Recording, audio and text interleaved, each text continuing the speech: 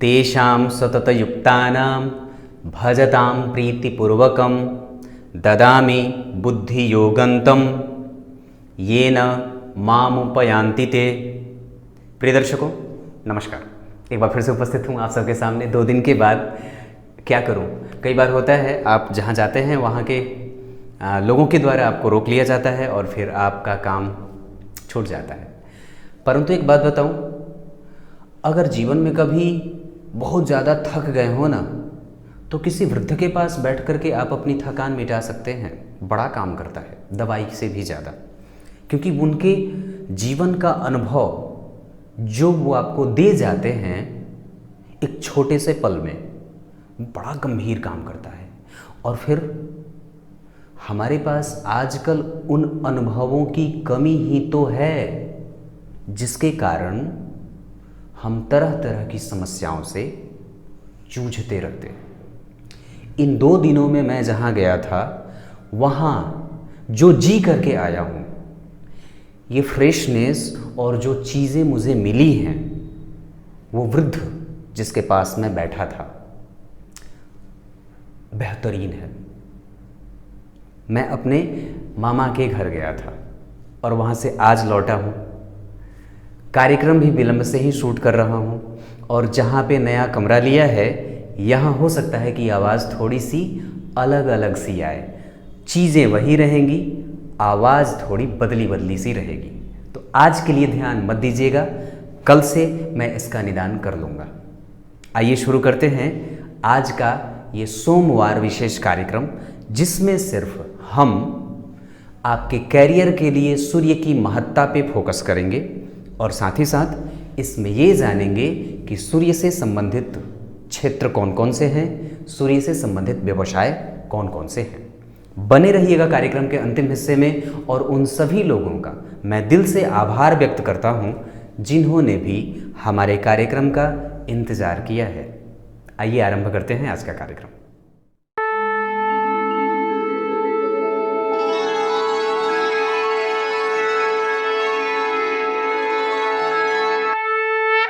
आइए अब आपको मैं आज आपकी कुंडली में इस चीज़ को थोड़ा सा अपने आप से जोड़ के देखिएगा तो बातें पता चल जानी है कि वास्तव में आपकी कुंडली में और आपके जीवन के ऊपर सूर्य का कितना प्रभाव है।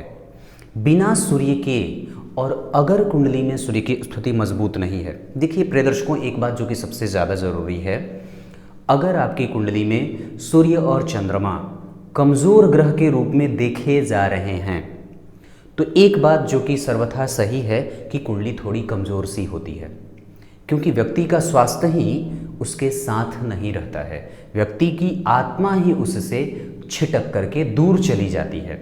आप अगर गौर करें तो मैंने यहाँ एक कुंडली बनाई है जो कि काल पुरुष की कुंडली हो, जो कि काल पुरुष की कुंडली है, जो 1 नंबर से शुरू होती है।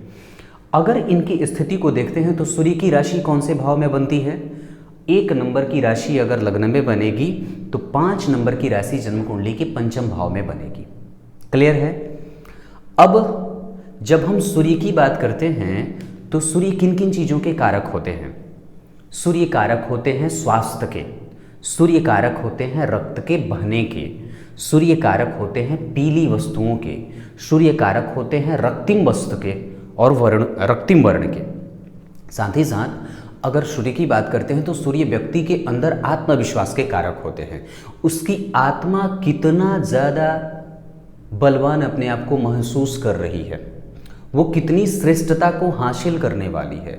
किसी भी व्यक्ति की आत्मा अगर बहुत ज़्यादा निरंतरता से नीचे गिर रही हो ना, या फिर कोई भी व्यक्ति जो आत्मीय रूप से बहुत ज़्यादा घृणित और घिनौना काम कर रहा हो, तो उसकी कुंडली में सूर्य कमज़ोर होता है, ये पक्की बात है।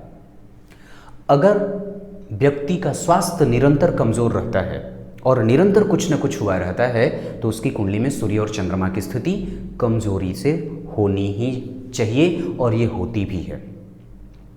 बात अगर हम कैरियर के दृष्टिकोण से कर रहे हैं तो सबसे पहले बता दूं कि कैरियर पे आने से पहले हमें ये समझना होगा कि सूर्य किन किन चीज़ों के लिए जिम्मेदारी निभाते हैं और जिम्मेदार होते हैं। तो आप अगर विचार करें तो सूर्य जन्म कुंडली के लग्न में कारक होते हैं, यानी कि अच्छा फल करते हैं। और साथ ही साथ नवम भाव में कारक होते हैं। एकादशवें भाव में वो अति विशिष्ट कारक होते हैं।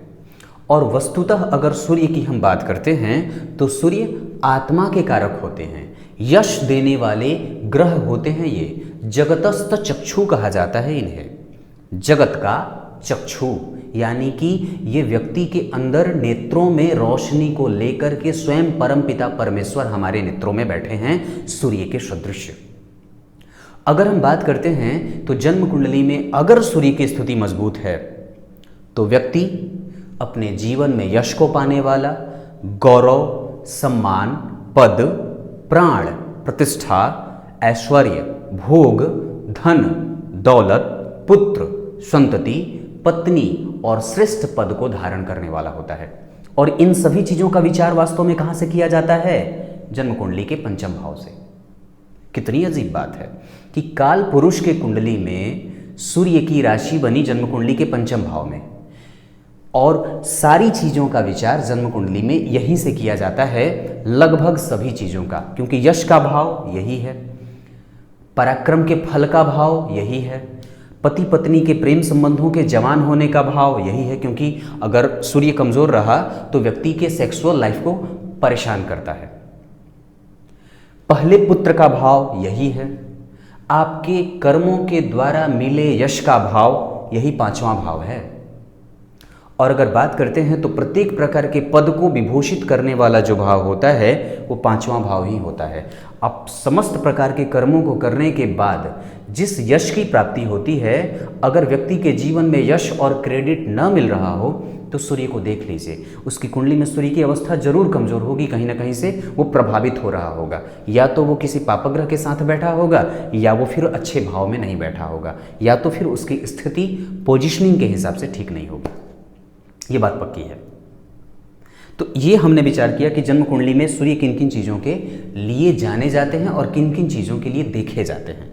आप अगर इसको खुद से जोड़ करके देखें तो अगर व्यक्ति की कुंडली में सूर्य बहुत अच्छी स्थिति में है तो व्यक्ति जो है वो ईगोइस्टिक हो जाता है, थोड़ा उसके अंदर महत्वाकांक्षा, थोड़ी सी प्रतिस्पर्धा, दूसरों के पद चिन्हों पे नहीं चल करके अपने निश्चित रूप से अपने द्वारा क्रिएटिविटी को दिखा करके और अपना खुद का मार्ग बनाता है। ये सिंह होता है ना, अगर आप सिंह राशि को देखें तो राशि सूर्य जो है वो किसके अंतर्गत है? सिंह राशि के अधिपति होते हैं सूर्य। और ये सिंह जो राशि है वो वास्तव में 12 राशि के लगभग बीच की राशि है, क्योंकि 5 राशियां इधर और 5 राशियां इधर, बाकी की 2 राशियां जो बची, अगर 12 का हम 2 डिवीजन करते हैं तो 6 राशियां। तो ये सिंह राशि जो है वो 5वें नंबर की राशि है, जो लगभग सभी राशियों में मध्य की राशि पड़ती है। और इस वजह से कि चूंकि ये जंगल और वन पर्वतों में विचरण करने वाली राशि होती है, अग्नि तत्व की राशि है, इस वजह से सबको जलाने का और अपने तेज से सबको प्रभावित करने के लिए ही ये राशि जानी जाती है। अगर आप इस पर विचार करें तो, क्योंकि ये बीच की राशि है तो सब पे समतुल्यता से अपना प्रभाव रखना चाहती है, जंगल के प्रत्येक प्राणी पे अपना आधिपत्य ये स्वीकार करना चाहती है और रखना भी चाहती है। इसी वजह से ये मध्य की राशि है, क्योंकि सभी राशियों के ऊपर ये अपने प्रभावों को दिखाना चाहती है। एक बात और यहाँ पे बताना जरूरी है कि व्यक्ति की कुंडली में अगर सारे ग्रह कमजोर हों तो कुंडली थोड़ी सी संभल जाती है, अगर जन्म कुंडली में सूर्य और चंद्रमा की स्थिति अच्छी है।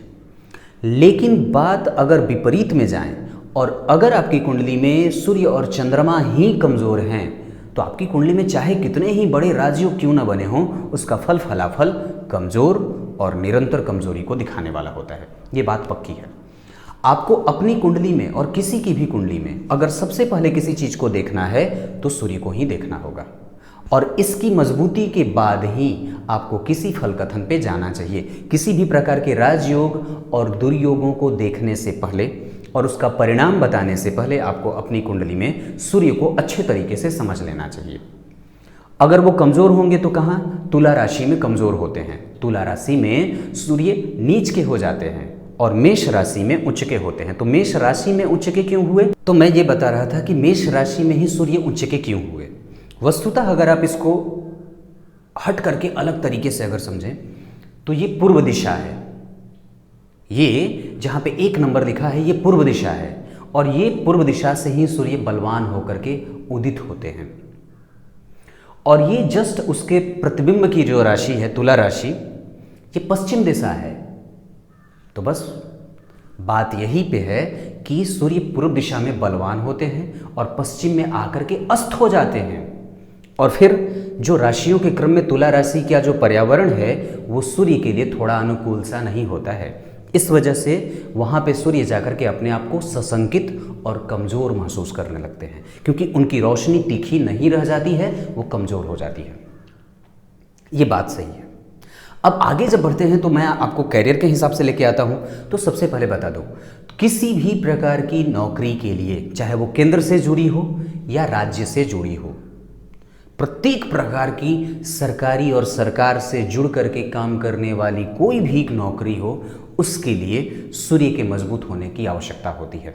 और बिना सूर्य की मजबूती के आप किसी भी सरकारी पे या सरकारी क्षेत्रों में या सरकार से जुड़ करके, जिसमें आपके देश की या राज्य की सरकार की भूमिका हो, टेंडर लेने का काम, राजनीति से जुड़ करके कोई काम करना हो, लोगों के प्रतिनिधित्व को स्वीकार करने की बात जहाँ पे आती हो, ऐसी स्थिति में सूर्य का बलवान होना और सूर्य की स्थिति कुंडली में मजबूत होना आवश्यक है।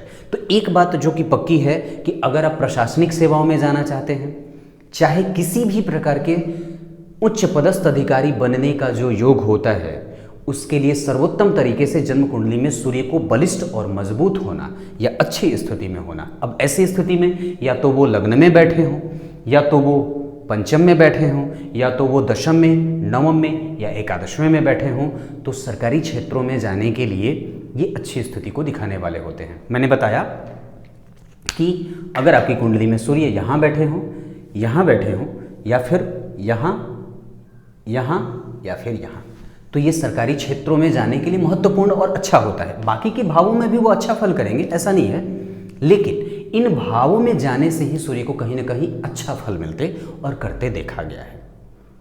अब ये तो बात रही कि किसी भी सरकारी क्षेत्रों में या गवर्नमेंट सेक्टर से जोड़ करके अगर कोई काम करना हो तो व्यक्ति कर सकता है। लेकिन उसके अलावा अगर और अन्य काम, जैसे मान लीजिए आप व्यवसाय में जाना चाहते हैं तो रुई का व्यवसाय बनता है। बिजली से संबंधित अगर कोई भी काम करना चाहते हैं और आपकी कुंडली में मंगल और सूर्य की उपस्थिति एक साथ है तो जा सकते हैं। अगर जन्म कुंडली में सूर्य और चंद्रमा हैं और एक साथ ही बैठे हैं तो हालांकि वहाँ पे तो चंद्रमा की कमजोरी हो जाएगी, परंतु फिर भी अगर सूर्य और चंद्रमा एक साथ बैठे हैं आपकी कुंडली में किसी भी भाव में, तो व्यक्ति वैद्य आदि बन सकता है, व्यक्ति रासायनिक चीज़ों की दुकानें खोल सकता है, व्यक्ति डॉक्टरी का काम या डॉक्टर बनने जा सकता है, व्यक्ति मेडिकली किसी को कहीं से भी सजेशन दे सकता है। ये सारी चीज़ें अगर बुध साथ में बैठ जाते हैं तो व्यक्ति वाणी से संबंधित कोई भी काम कर सकता है, जैसे बैंकिंग आदि का काम हो गया, एक्यूरेसी वाली काम जो चीज़ें होती हैं जहाँ पे गणना करने की बात होती है, वहाँ पे सूर्य और बुध अगर एक साथ बैठे हों तो व्यक्ति वाणी से संबंधित कोई भी काम कर सकता है, बैंकिंग से संबंधित कोई भी काम कर सकता है, नृत्य कला का जानकार होगा, कला और संगीत के क्षेत्रों में जाने वाला हो जाएगा, डायरेक्टर अगर कोई निर्देशक और निर्माता बनना चाहता है तो बन सकता है, क्रिएशन के क्षेत्र में जा सकता है, आर्ट्स से संबंधित क्षेत्रों में जा सकता है जहाँ पे कला संकाय की महत्वपूर्ण भूमिका देखी जाती हो, व्यक्ति प्रोफेसर बन सकता है, टीचर बन सकता है। ये सूर्य और बुध एक साथ अगर बैठे हों तो, और खास करके अगर कहीं से भी उन पे सूर्य की दृष्टि पड़ जाए, या फिर सूर्य अगर गुरु के नक्षत्र में पड़ जाए, या फिर सूर्य अगर बुध के नक्षत्र में बैठ जाए, तो ऐसी स्थिति में व्यक्ति वाणी से संबंधित और ज्ञान से संबंधित क्षेत्रों में नौकरी के लिए जा सकता है।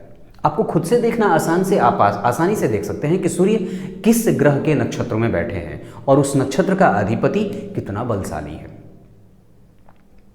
अगर गुरु के साथ बैठे हों तो व्यक्ति उच्च पदस्थ अधिकारी बनेगा, जहाँ पे वो बहुत बड़ा प्रकांड विधिवेता बन सकता है, न्यायालय के क्षेत्र में जा सकता है, न्यायिक पद पे विभूषित हो सकता है, जज बन सकता है, किसी बड़े मठ का पुजारी बन सकता है, मठाधीश बन सकता है, संत बन सकता है, साधु बन सकता है, और साथ ही साथ उच्च पदस्थ अधिकारी में आप किसी भी पद पे विभूषित और सर्वश्रेष्ठ पदों पे विभूषित व्यक्ति को अगर पहचानना चाहते हैं तो उसकी कुंडली में सूर्य और गुरु की मजबूत स्थिति जरूर होगी।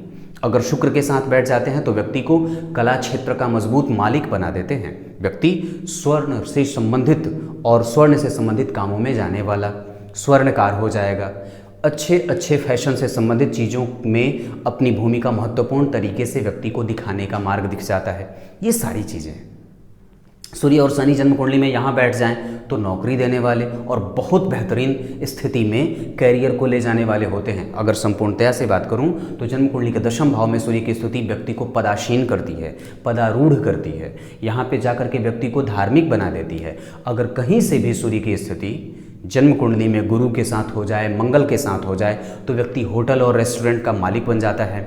अग्नि से संबंधित तोप खाने का मालिक बन जाता है, तोप से संबंधित उसके बाद हथियार से संबंधित कुछ ऐसे आग्नेयास्त्र और शस्त्र से संबंधित विद्याओं का वो मालिक हो जाता है जिसे बनाने की उसमें उसकी पारंगतता देखी जाती हो। ये सारी चीज़ें सूर्य कराते हैं। अब बात यहाँ पे ये है प्रिय दर्शकों कि अगर आपकी कुंडली में सूर्य कमज़ोर होंगे तो कैसे और कैसे समझेंगे कि आपकी कुंडली में सूर्य कमज़ोर है। तो इस बात को समझना है तो सबसे पहले 2-3 बात बहुत ज़्यादा महत्वपूर्ण है कि वो नीच के अंश में ना विराजमान हो, सूर्य नीच के अंशों पे ना होते हों, और साथ ही साथ वो तुला राशि में ना बैठे हों, और पूर्ण रूप से अगर कहूँ तो कहीं से भी उनके ऊपर राहु केतु की दृष्टि ना पड़ती हो, राहु के साथ उनकी स्थिति ना बनती हो, और कहीं से भी अगर शनि से भी दृष्ट ना हो तो ज़्यादा अच्छी बात है। 12वें भाव में भी सूर्य जाकर के कई बार कमजोरी को दिखाने वाले और देने वाले हो जाते हैं। अगर वो 12वें भाव में चले जाते हैं तो व्यक्ति की आत्मा को मलिन और कमज़ोर कर देते हैं और व्यक्ति थोड़ा कलुषित विचारों का, बुरे संसर्गों में जाने वाला भी होते देखा गया है। अगर सूर्य कमज़ोर होते हैं तो व्यक्ति के स्वास्थ्य में लीवर से संबंधित समस्या देने वाले, रक्त से संबंधित समस्या देने वाले, हड्डियों से संबंधित समस्या देने वाले हो जाते हैं। इनके बारे में मैं विस्तृत और भी बेहतरीन जानकारी लाने वाला हूँ। आज का कार्यक्रम थोड़ी जल्दबाजी में मैं बना रहा हूँ। कुछ इसी तरीके से आज का कार्यक्रम समाप्त करते हैं। कार्यक्रम के अंतिम हिस्से में आरंभ में बोले गए श्लोक का अर्थ बता देता हूँ। जो भी व्यक्ति पूरे अंतर्मन से और पूरे हृदय से भगवान का निरंतर आह्वान करता है ना, उस व्यक्ति के ऊपर ईश्वर की कृपा, योग और सत्व गुण के माध्यम से उस पे देखी जाती है। व्यक्ति के अंदर सात्विकता का निरंतर विकास होता है और ये बहुत जरूरी है कि आपके प्रत्येक श्वास से परमात्मा का नाम निकलता रहे और परमात्मा का ध्यान मिलता रहे। अगर आपके द्वारा ली गई एक भी सांस परमात्मा के नाम के साथ जाती है तो आपके प्रगति के मार्ग को वो प्रशस्त करती है। इस वजह से कभी भी ये बात हमेशा याद रखनी चाहिए, क्योंकि आप जिस भागा दौड़ी में लगे हुए हैं उसका कुछ भी होने वाला नहीं है। ये बात तो पक्की है, ये बात पक्की है। तब तक के लिए इजाजत दीजिए, कल एक बार फिर से उपस्थित होंगे। तब तक के लिए नमस्कार।